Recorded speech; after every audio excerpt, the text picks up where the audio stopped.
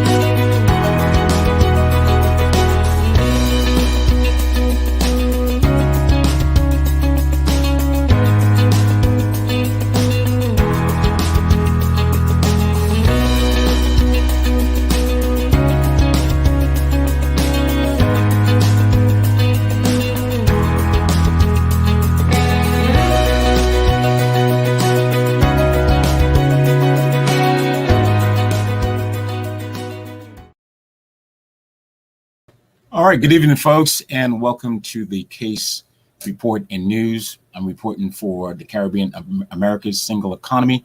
I'm Anthony Weeks. And this evening, what we're going to do is, yesterday was the last day of June, which was National Heritage, Caribbean Heritage Month, and we closed out basically with a tribute to a Caribbean leader who passed recently. What we're going to do this evening, we're going to take a look at when I was in New York, back in 2019, I attended a CTO, a Caribbean Tourism Organization event forum, addressing or looking specifically at the most single important product when it comes to the Caribbean, that is tourism. Tourism accounts for a lion's share of the economic output and input in the Caribbean. But specifically, this evening, we're going to take a look at the issue of heritage cultural tourism. And what is that exactly? What you've heard a lot about it. You've heard people talk about it. And according to the United Nations World Tourism Organization, cultural tourism is movements of persons for essentially cultural motivations such as study tours, performing arts, cultural tours, travel to festivals and other cultural events, visit to sites and monuments, travel to study nature, folklore and art, and pilgrimage. Now, when you look at that, is the official definition by the United Nations Tourism Organization. But this evening, what I'm going to share with you, I'm going to share with you a little bit of culture on the Latin side. Obviously, when you think of the Caribbean, we are multi-ethnic, multinational, multiracial, and so in terms of we're also multilingual. And so we have multiple languages. We're African, we're English, we're Spanish, we're French, we're Dutch, we're Asian. And so what you will see is a performance by a cultural group out of Puerto Rico performing that evening at this forum, taking a look at what exactly is heritage cultural tourism. And so I hope you enjoyed the information, or at least you find the information helpful and useful in your understanding and what heritage cultural tourism is. And I think it's going to be helpful as we look at how do we improve our tourism product within the Caribbean. And so let's go straight to that, the first video that speaks to the issue of what is it exactly. But I think what you're going to see is the first performance by a cultural group out of Puerto Rico. Here we go.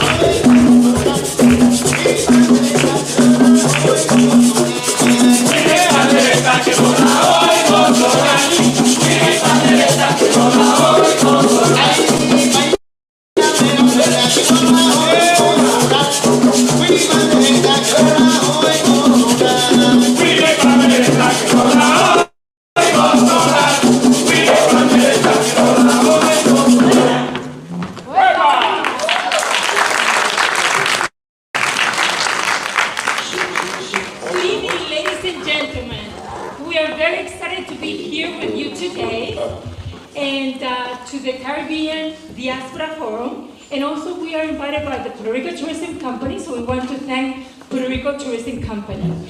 Today we're going to present Danza Fiesta, Baile y Teatro Puertorriqueño, Danza Fiesta Dance Theater. This is our director, Hilda Rivera Pantojas.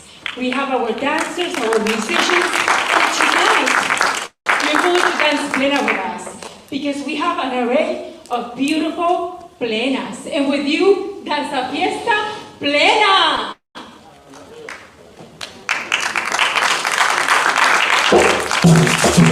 ¡Señores, señores!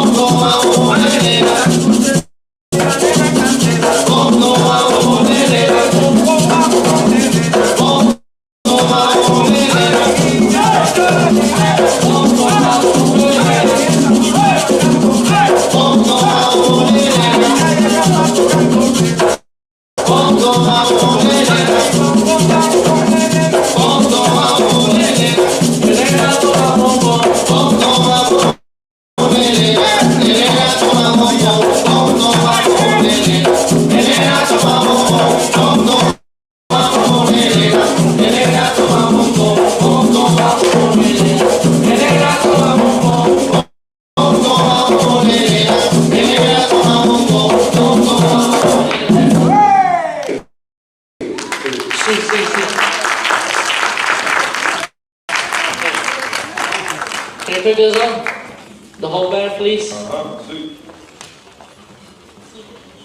So now we have a beautiful plena. It's called Bombón de Plena. Popurrí de Plena. Sí, 1, 2, okay. Eso. Ajá, sí. Test. Sí, all right. Sí. Yeah, here we go.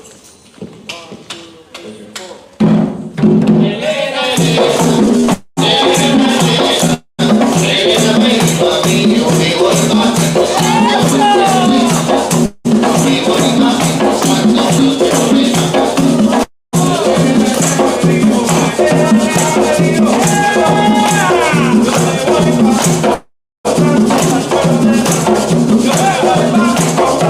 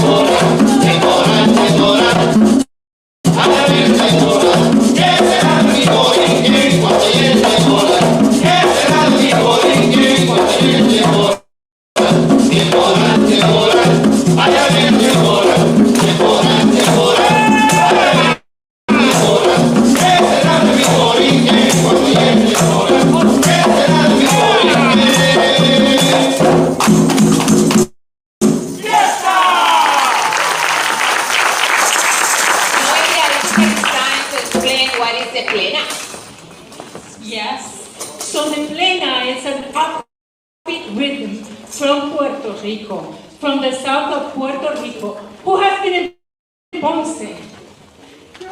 Hey! So the plena comes from El Barrio San Antón in Ponce. And something that is distinctive about La Plena is that it's called the Sun newspaper. Why? Because it foretold everything that was happening in the community in a very upbeat rhythm. So that is Plena. And one of the things that we want to do is you need to look at these beautiful steps, because later on you're going to be here dancing with us, Plena.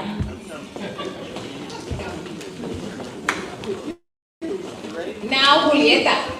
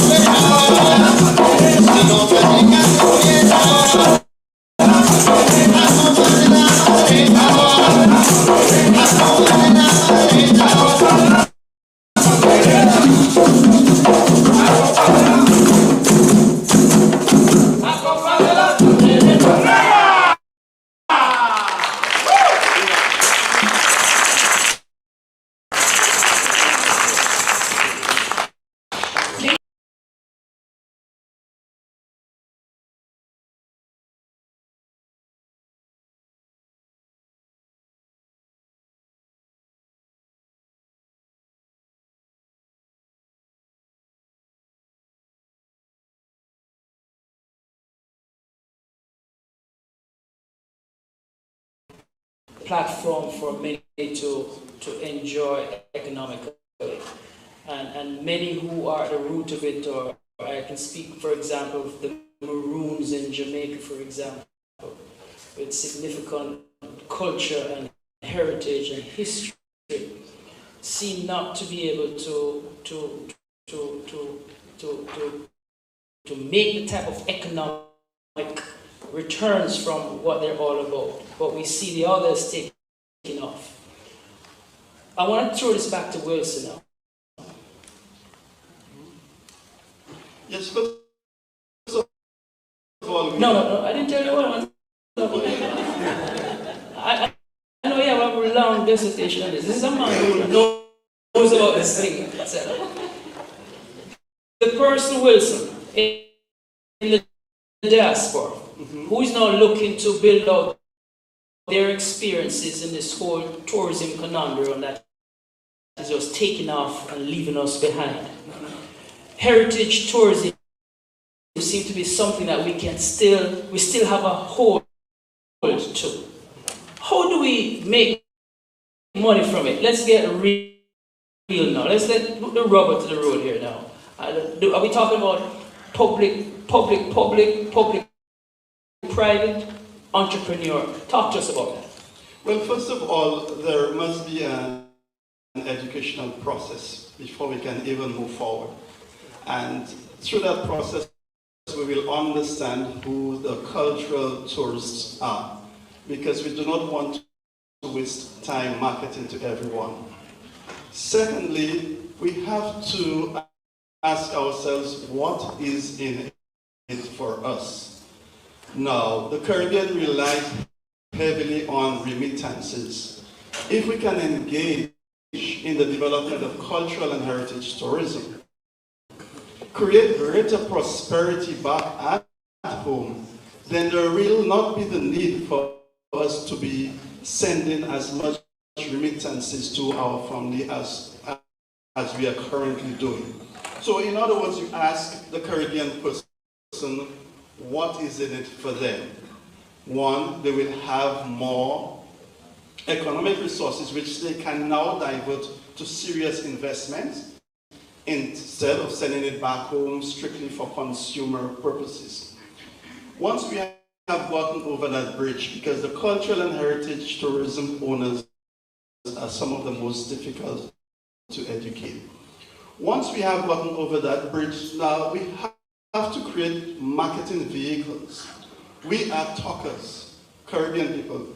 There are no smooth talkers than any other Caribbean person. We have been doing it for decades. We have been sending people back home. But how can we do it in a formalized fashion whereby it can be measurable? You know that we have sent X number to the Caribbean to visit cultural and heritage tourism. What mechanism can we put in place in order for us to be able to measure and identify the marketing thrust of our people in the diaspora? And thirdly, in terms of investments, there are cultural and heritage tourism brokers out there pushing our cultural and heritage tourism sites away from us. How do we now focus on going back home and telling grandma, grandpa, that thing you have there is not bush, that's a serious heritage tourism site you have there. That could end all the poverty that has been in our generations for life. But no, we have them being listed out, we have them being taken over, but we have to be realistic, because by under-commercializing them, they turn out to be non-profitable, put stress on the family. So we need to get a professional approach towards the development of cultural and heritage tourism. Thank you. Hold that point, because you said we're smooth talkers, and I don't want you to make it real here tonight that we are truly smooth talkers. I want to bring in the minister of Tourism and Information Broadcasting from St. Lucia, Honorable Dominic Fidi. Just to ask him, where does government factor into this whole situation? How do we now get government to put in the infrastructure to encourage this whole process? Because this can't happen without the participation of government, one way or another. Talk to us. Well, I'm very pleased that CTO is organizing this, because I think for a long time, I think for a long time the Caribbean has been so addicted to the sun, sand, and sea phenomenon. So it's really, really good to see. And I think that what's driving this is the market. The market is saying that people are looking for new experiences, and therefore the Caribbean, we are forced to somehow come up with new opportunities for people to come to our country. And so our heritage is now being sought after, and we're looking at this opportunity. But to answer your question more specifically, I think that first there must be an appreciation by the various governments that culture and heritage tourism, they do have a significant role to play. In our own experience in St. Lucia, we have just allocated significant sums in our budget to develop our villages. So I have the good fortune of being the first minister to preside over a village tourism project where we will be going into where we will be going into focusing on 8 of our strongest villages and leverage very potently their cultural assets to see how best we can bring them about. I've been very disappointed in how we have sold ourselves in the world, and I think that sometimes what happens is that we don't believe in ourselves as Caribbean people. I was quite pleased when I went to Trinidad, and I had the experience to visit a carnival mass camp, and I thought to myself, why don't we, for example, reproduce the carnival experience every day in the year? Why don't we think that mini carnivals in our respective jurisdictions would add value to the tourism experience of all of our visitors?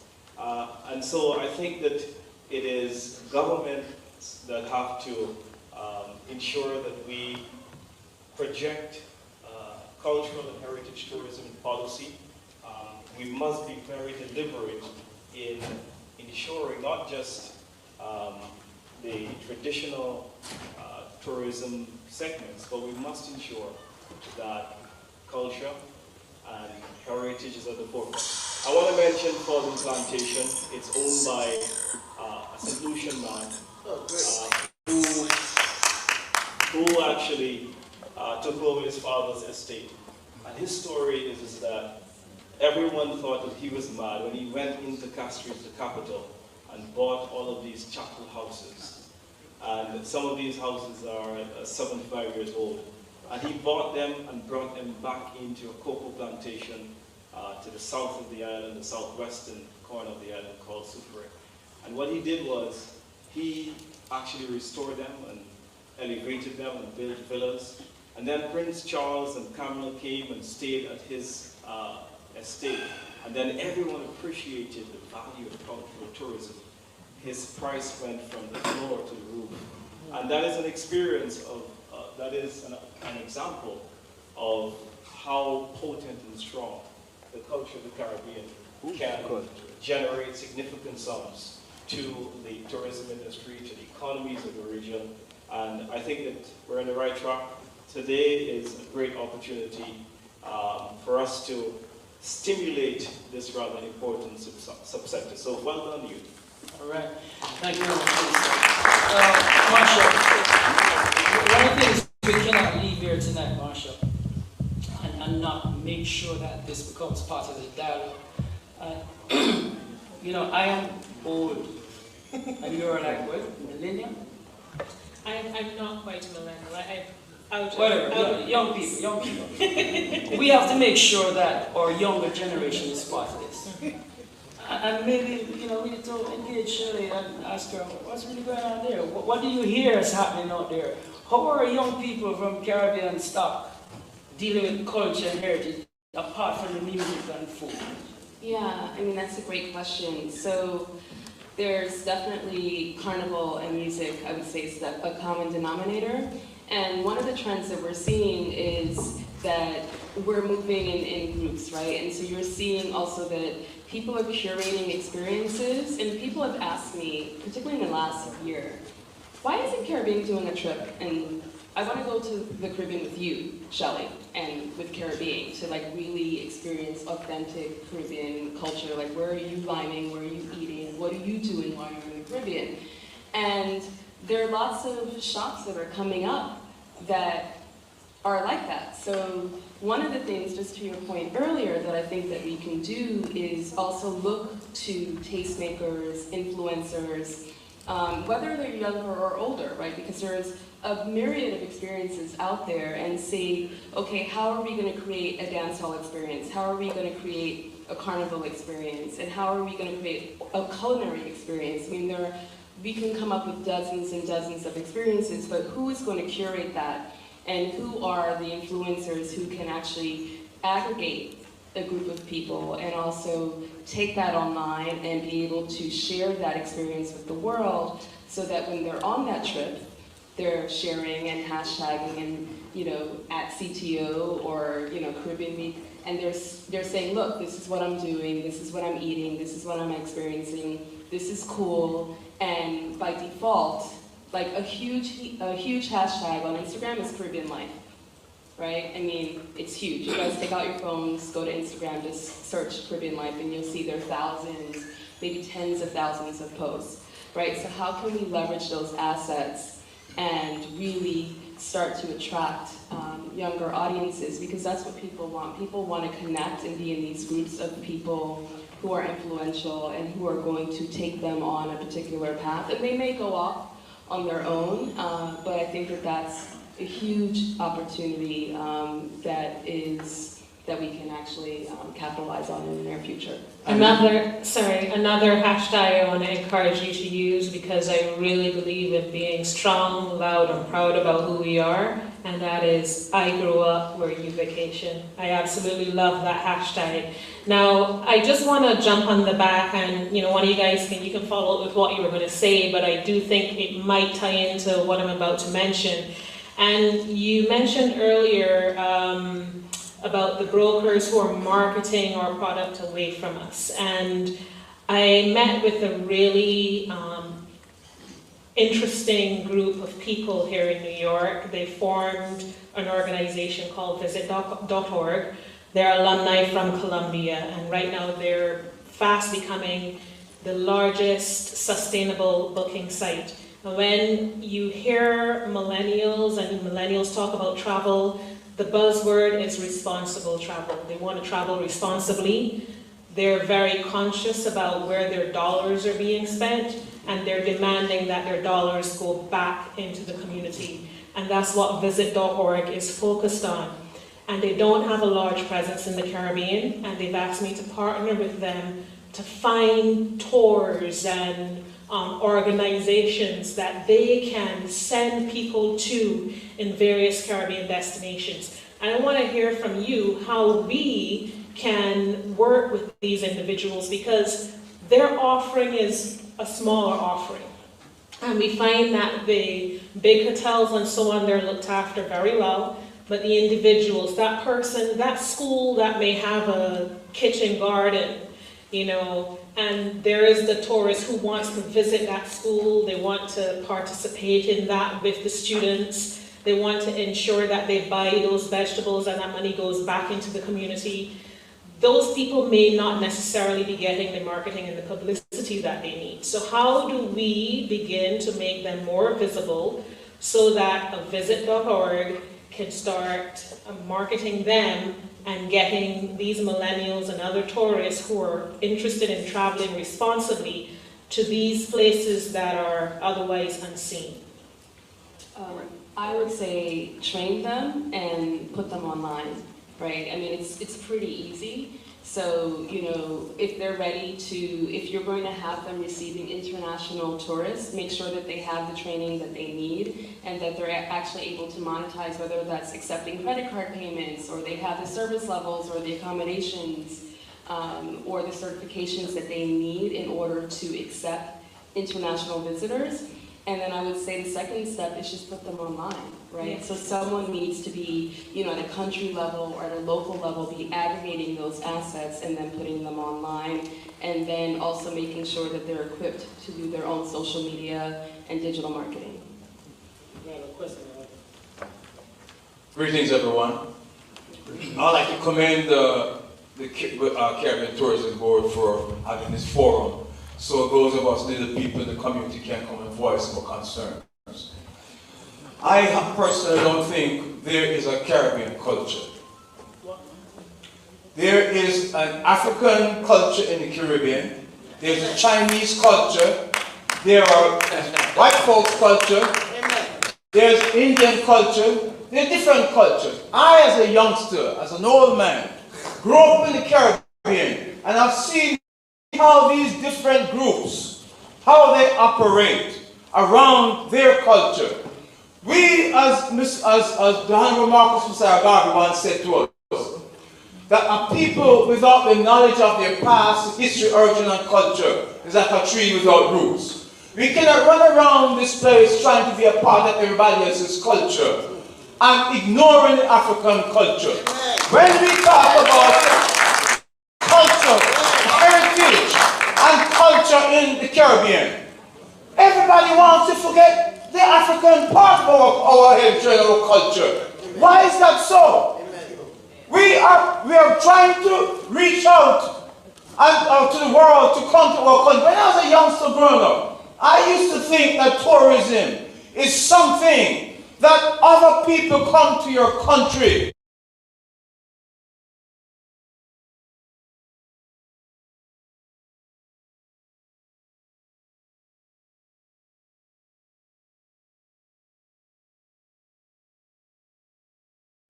Owen was correct when he said that the terms have been used interchangeably. As a matter of fact, it has become very elastic. In the context of the arts, for example, the use of the term culture relates to how a society's history, beliefs, values, traditions, and icons are manifested in the artistic format. The term often embraces indigenous and natural culture, depending upon the perspective of the proponent. For the purposes of tourism planning, the following working definition are often employed, and I personally have adopted that. For example, heritage tourism is seen as sustainable tourism activity that is or can be aligned to physical or intangible heritage.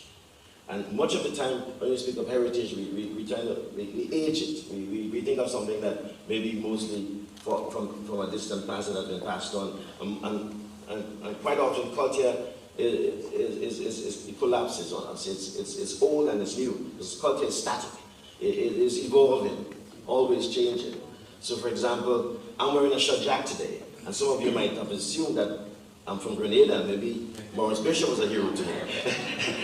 And it's a cultural thing for some of us from the Caribbean to wear shirt jacks, not only because it's warmer there, but also stylistically, because it separates us a bit from the European style, which I also adopt. But it's about culture relates to lifestyle, you know, we dress, what we eat, the way we dance. Gyration is not only about sex. It's also about how we express ourselves based on other historical factors. Let me just mention something. Physical heritage, for example. Built structures and surrounds, cultural landscapes, historic sites, ruins, archaeological and maritime sites, physical heritage. Intangible heritage, oral traditions, languages, rituals and beliefs, social practices, knowledge, human activities, etc. And cultural tourism now, we see generally, is a subset of the tourism that is concerned mostly with the travelers' engagement, as our sister here was sharing, with the country or region's culture, the engagement, specifically the lifestyle of the people in those geographical areas, the history of those people, the art, etc. So for example, when you go, and I'll use Grenada as an example, and I can use another country too. But in the case of Grenada, for example, the jab experience, you know, we have even developed a subgenre of soca, jab soca, an evolving thing. So foreigners come, the students at SGU, they enjoy it, they immerse themselves, they enjoy it, they participate in that. Now, how do we monetize that? How do we capture that and transform that into something where we can make money out of it? And the promoters do, the artists do when they get booked, and even you know, we have forums and events where we cater especially for foreigners, where these people get sometimes paid more than they get when they perform before the locals. So there are ways to do it, and I have some examples, and we'll get to that later. But I just wanted to mention some of these categories in terms of how we can distinguish one from the other. All right, thank you very much.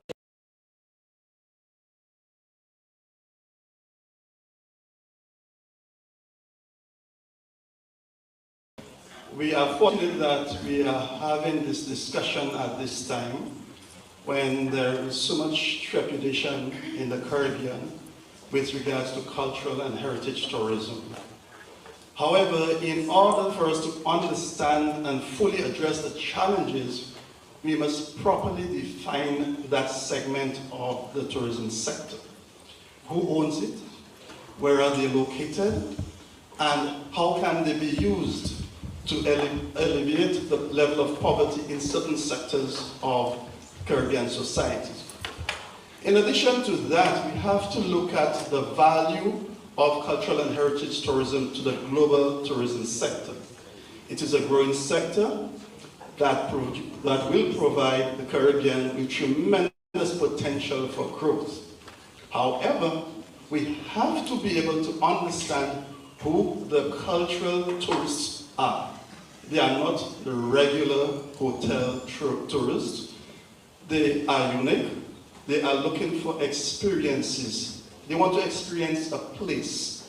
Wake up on mornings and see that they are somewhere. And as a result, this is going to provide the indigenous people in the Caribbean with economic benefits from tourism like they have never felt before. In addition to that now, we have to look at the role of the diaspora in the development of that specific segment. And the roles that we can play is marketing. For instance, we had Gems of the Caribbean where marketing is everybody's business. We do it, but we have to formalize that structure. In the area of investment, some of the cultural heritage tourism assets are owned by indigenous people who do not know the value proposition of those assets. And as such, we have to look at ourselves as investing in these products to bring about greater benefits to them. And thirdly, in the area of skills transfer, we have to be able to transfer our skills to that segment, thereby ensuring that we maximize the potential of that segment to the Caribbean and its people. Thank you very much, Wilson. You mentioned cultural tourism. I'm going to switch to Jerry. Talk to us about cultural tourism. What does it mean? What is cultural tourism? When we speak of cultural tourism, of course we have to begin with what is culture. Culture, as most of us would know, is the sum of attitudes, customs, and beliefs that distinguishes one group of people from another. Culture is transmitted through language, material objects, rituals, institutions, art, from one generation to the next. And there's more to it than that, and we'll get into it as we engage each other and interactively here this evening. Heritage, the traditions, the achievements, and beliefs that are part of the history of a group of people. But we have to move culture in the context of looking for the opportunities to optimize the potential of cultural and heritage tourism.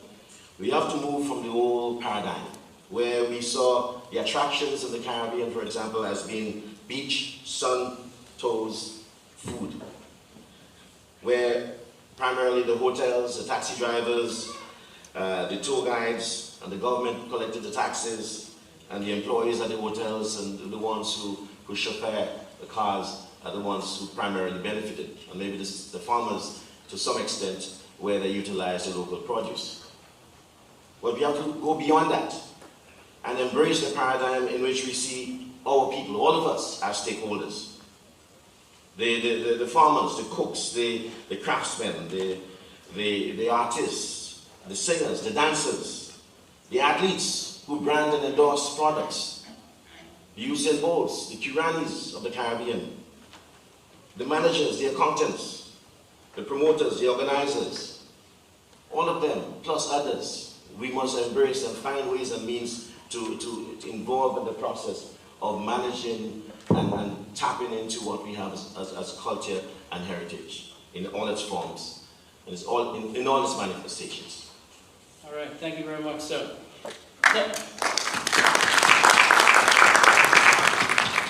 Shelley,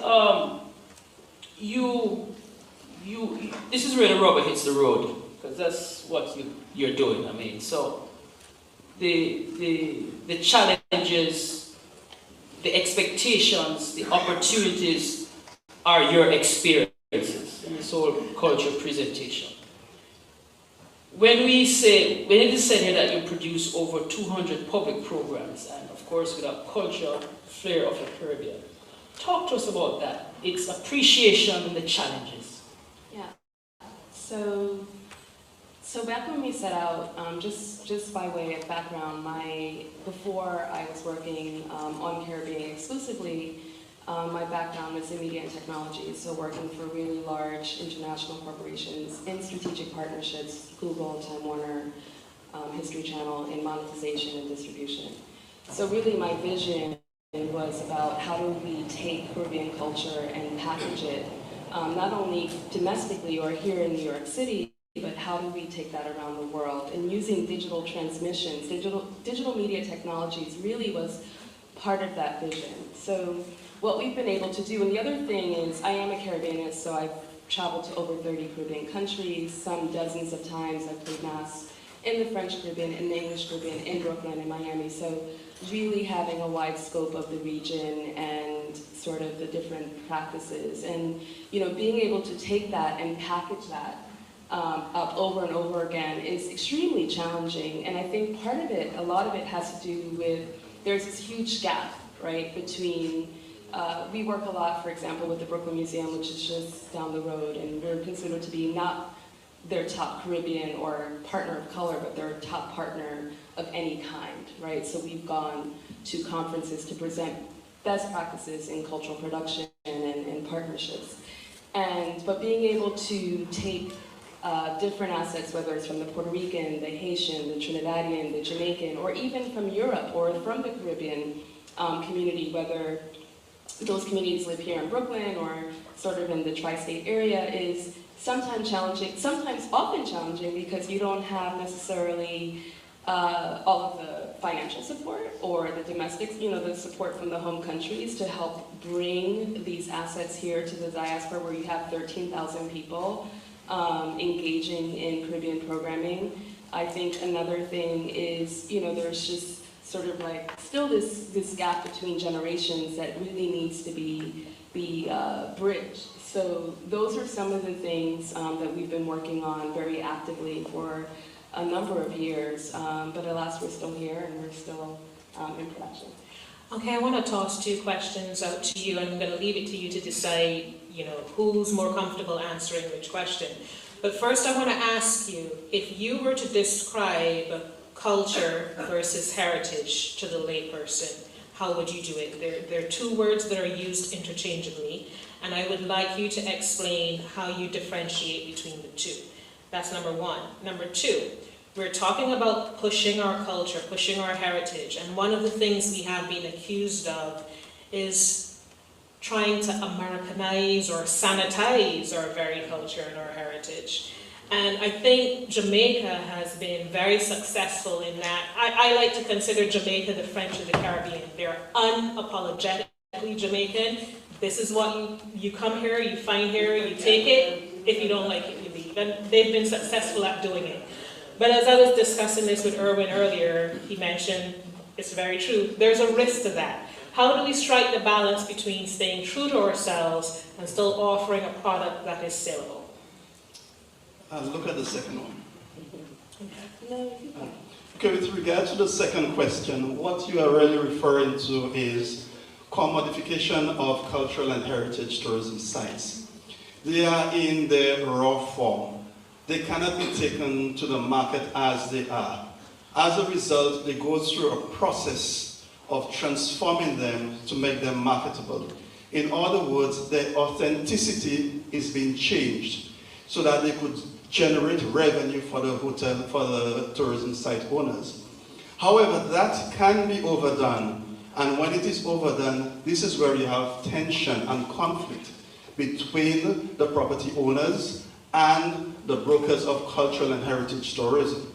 Because the brokers would want to Americanize, as you say, the cultural and heritage tourism sites, changing it dramatically that it may not share the same kind of history, because cultural and tourism, cultural heritage sites have to do with our history, who we were, what happened on those sites, what plantations, the artifacts, and we must do everything to protect those artifacts because that is who we are. However, we have challenging situations in terms of job creation, in terms of modernizing what we call our tourism products.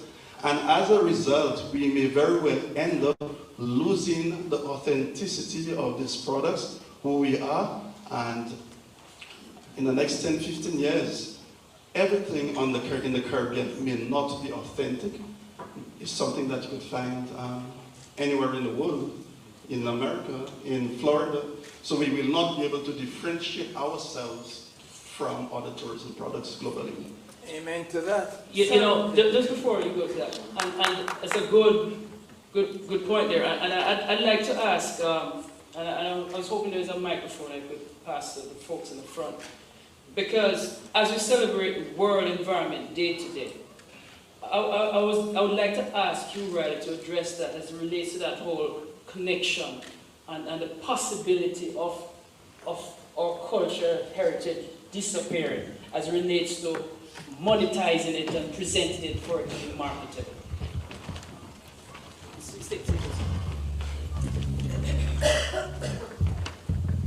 Thank you. Well, I think what we're all seeking here is balance. We're trying to find that balance. There was, I know many in the audience will remember a professor at the University of the West Indies.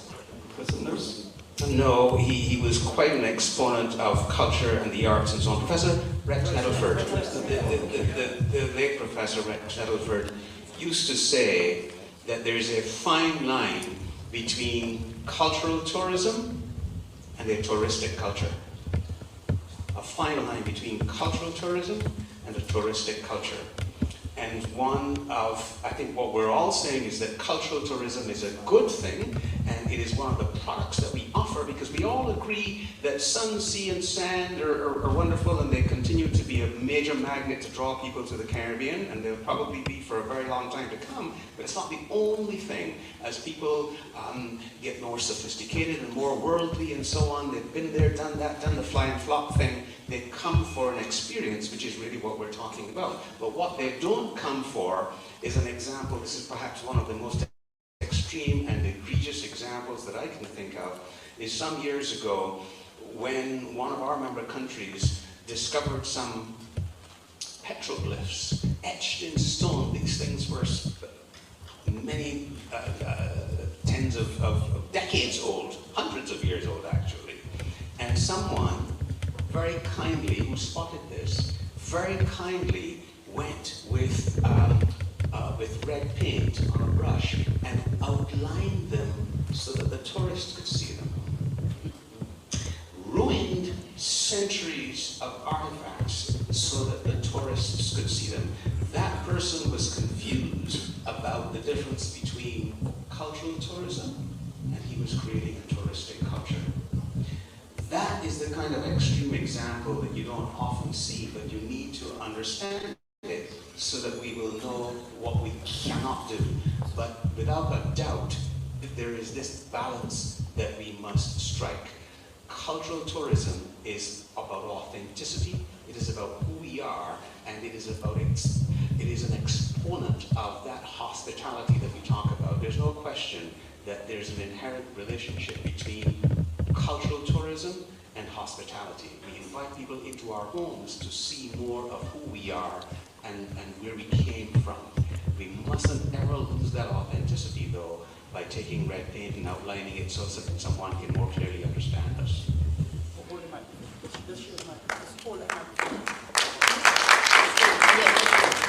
So if I can back to the second question about cultural heritage and assets.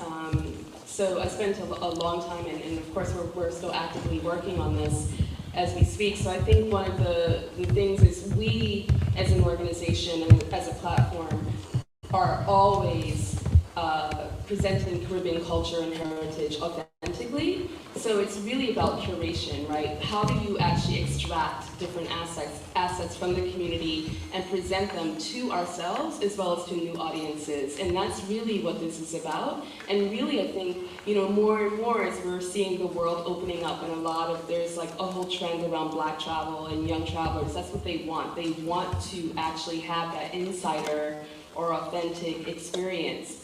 Right, so they want to come and play mass with us. They want to come and, go to the spaces that we're going to, not to just be on a resort where there's, just everything is sort of like packaged for them, and it feels like you're almost, just not having an authentic experience without, getting too much in depth. So rather than going to Sandals, they want to maybe be in an Airbnb and, hanging out with their friends on the Gap and then playing mass in Tribe or, whatever experience, and really feel like they're embedded in Caribbean culture. So eating street food, making sure that they're really up to date on all of the latest soca tunes and reggae tunes and even, Haitian tunes. And that's really what it's about, right? But I think that there's still a huge opportunity, as you said, Hugh, in terms of education, particularly back home.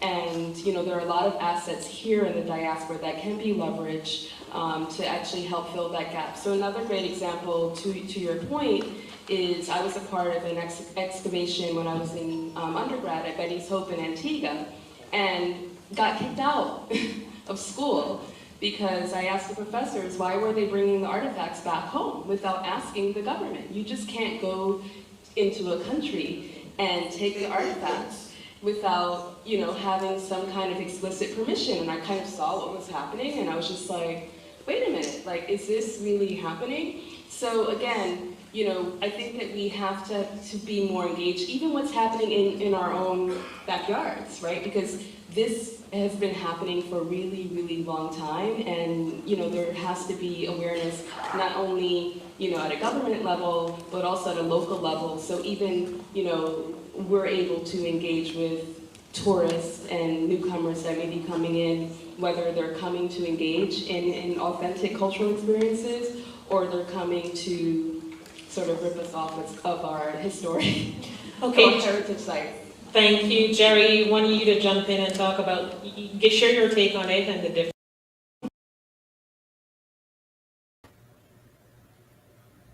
All right, folks, that's pretty much it for the evening. This has been the case report and news for the Caribbean American Single Economy. I'm Anthony Weeks. I hope the information that you heard you found useful, informative, understanding the difference between heritage and cultural tourism. Again, they are used at times combined in one sentence, and sometimes they're used separately, heritage tourism and cultural tourism. And so this was an insightful discussion on the subject matter, and I hope you've learned something from it.